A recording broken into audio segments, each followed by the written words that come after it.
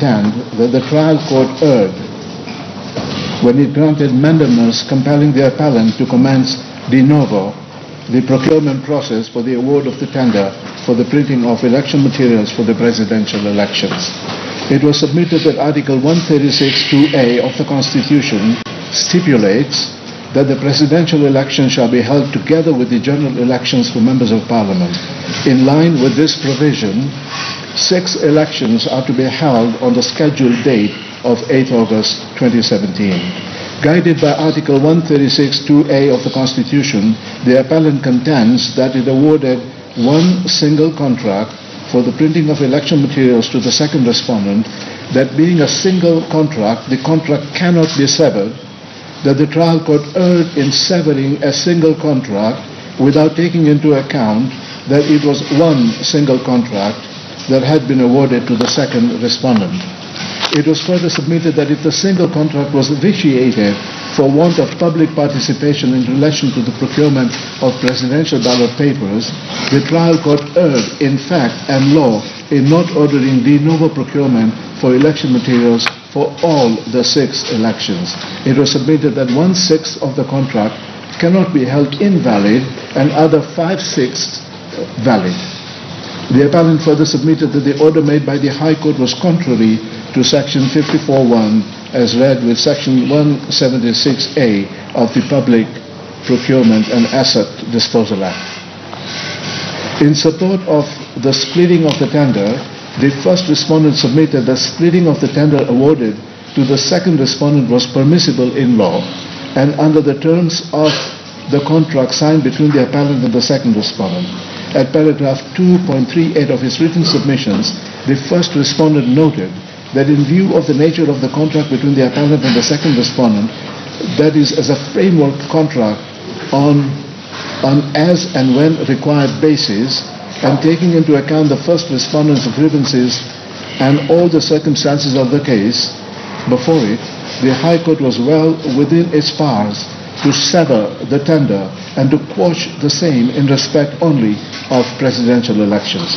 Counsel submitted that under Section 11(1) of the Fair Administrative Actions Act, the court had power, inter alia, to grant any order that is just and equitable. We have considered the submissions by all parties and Section 54(1) and 176(a) of the Public Procurement and Asset Disposal Act on the issue of splitting of tenders.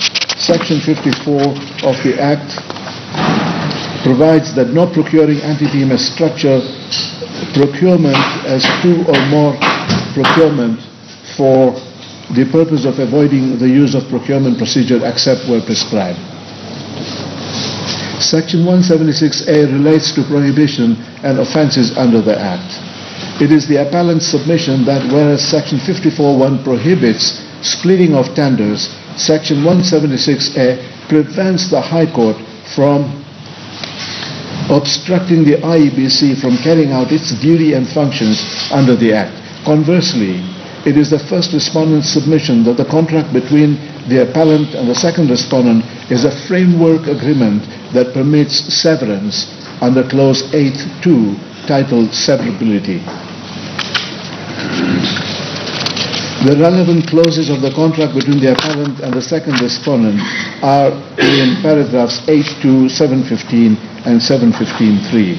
On our part, having considered Section 54(1) of the Act and clauses 8(2) and 715(a) and 715(3), it is manifest that the contract signed between the appellant and the second respondent is severable. Section 54(1) and 176(a) of the Procurement Act is directed at the procuring entity. Section 54(1) is aimed at dealing with the mischief where the procuring entity tries to unlawfully evade the regulated procurement monetary thresholds through splitting of tenders. Whether or not a contract is severable depends on the terms and conditions of the contract. Where a single contract is signed by the parties, there is a presumption of unity of contract, a presumption that the contract is indivisible and is to be performed as one.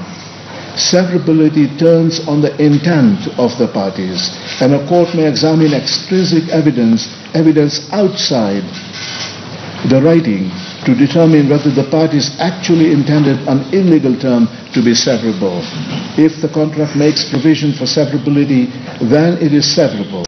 However, if the contract has no provision for severability, a court will determine if the contract is indivisible or severable.